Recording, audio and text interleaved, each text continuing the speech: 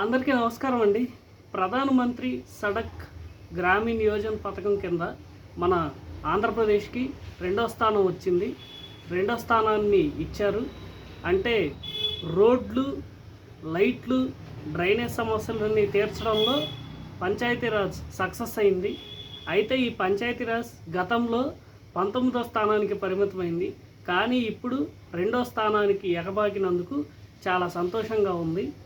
పల్లెటూర్లు బాగుంటేనే రాష్ట్రం బాగుంటుందనే కాన్సెప్ట్ తోటి పవన్ కళ్యాణ్ గారు తీసుకున్న నిర్ణయాలు ఏవైతే ఉన్నాయో అవి చాలా మంచి నిర్ణయాలుగా పరిగణిస్తూ కేంద్ర ప్రభుత్వం మన ఆంధ్రప్రదేశ్కి రెండో స్థానాన్ని కేటాయించినందుకు సంతోషం వ్యక్తం చేస్తున్నాం. వైసీపీ వాళ్ళు అనుకోవచ్చు, పొత్తులో ఉంది కాబట్టి అక్కడ పలుకుబడి ఉపయోగించి తీసుకొచ్చారని విమర్శిస్తారేమో. ఇది పొత్తులో ఉన్నందుకు ఎవరు రాష్ట్రం బాగుంటేనే ఇస్తారని మరొక్కసారి నేను చెప్తూ సెలవు తీసుకుంటూ థ్యాంక్ యూ పవన్ కళ్యాణ్ గారు. జై హింద్, జై జనసేన.